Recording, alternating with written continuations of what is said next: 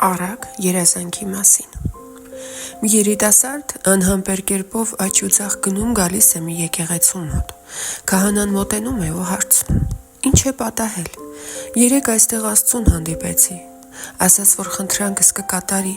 եւ այսօր հենց այստեղ կուղարկի իմ պահապան հրեշտակին, որպեսզի ինձ տանի իմ երազանքների հեռավոր քաղաքը», պատասխանում է մեծ սպասումներով լի երիտասարդը։ Մի քանի րոպե անց ճռճռալով դանդաղորեն մի սովորական սայլ է մոտենում։ Այն կանգնում է, աչքի չընկնող հանդերձանք հագած սայլապանն ասում է. «Ինչու ես անտարբեր ու շշմած կանգնել, ես եմ այդ հրեշտակը, որ քեզ պիտի տանեմ երազանքներիդ հեռավոր քաղաքը։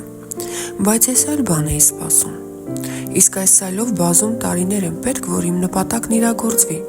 Այդ ճանապարհն այնքան հեռու է, որ միգուցե այս սայլով նույնիսկ չհասնեմ իմ երազանքների քաղաքը», տրտնջալով պատասխանում է երիտասարդը։ Այնինչ երազում ես եւ մանավանդ արագորեն իրագործել, Աստված այլ կերպ է տեսնում եւ ծրագրում, եւ այժմ քեզ համբերություն, խոհեմություն եւ իմաստություն է սովորեցնում, ասաց հրեշտակը։ Եվ այսպես, սիրելիներ, կան երազանքներ ու նպատակներ, որոնց մենք նվիրումով եւ սրտի թրթիռով ենք սպասում ենք չիմանալով այն կկատարվի, թե այդպես էլ կմնա անիրականալի։ Սպասում ենք, որովհետև հավատում ենք, սպասում ենք, որովհետև սպասման ծարավ ենք, եւ վերջապես սպասում ենք, որովհետև ասում են, երազանքները իրականանալու հատկություն ունեն։